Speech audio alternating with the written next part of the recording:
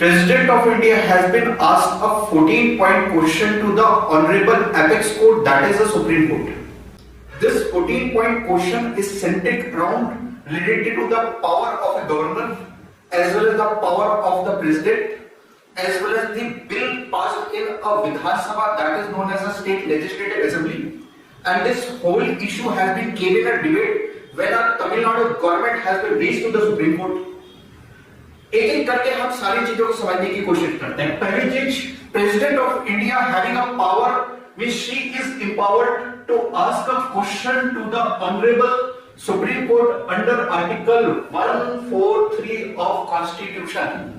That is a 143 clause 1 of a Constitution that gives a empowerment to the President of India to ask a question or a consent to the Honorable Supreme Court on the basis of a constitutional matter.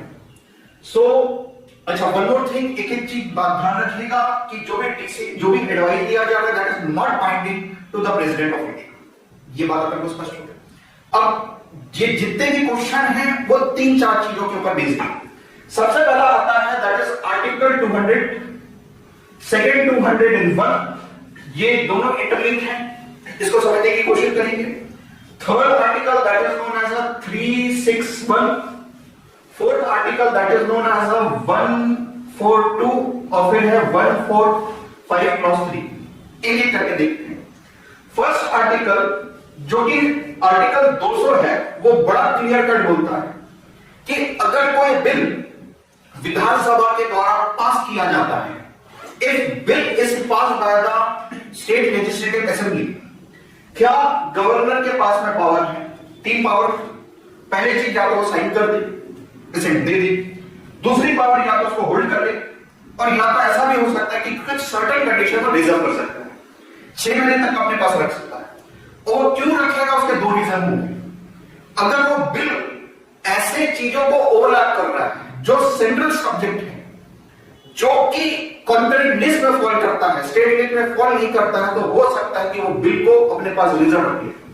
उसी से ही associated link दूसरा article है वो आपका 201 बड़ा clear cut होता है that is the governor having a power to reserve a bill to honorable president of India. यही क्वेश्चन पूछा गया कि क्या इस पूरे चीज के अंदर सुप्रीम कोर्ट आर्टिकल 13 क्लॉज 2 के तहत जुडिशियल रिव्यू कर सकती कि नहीं कर सकती. जुडिशियल रिव्यू अगर करेंगी तो इस पूरी चीज को क्या पैटर्न किया जा सकता कि नहीं किया जा सकता. चौथी बात ये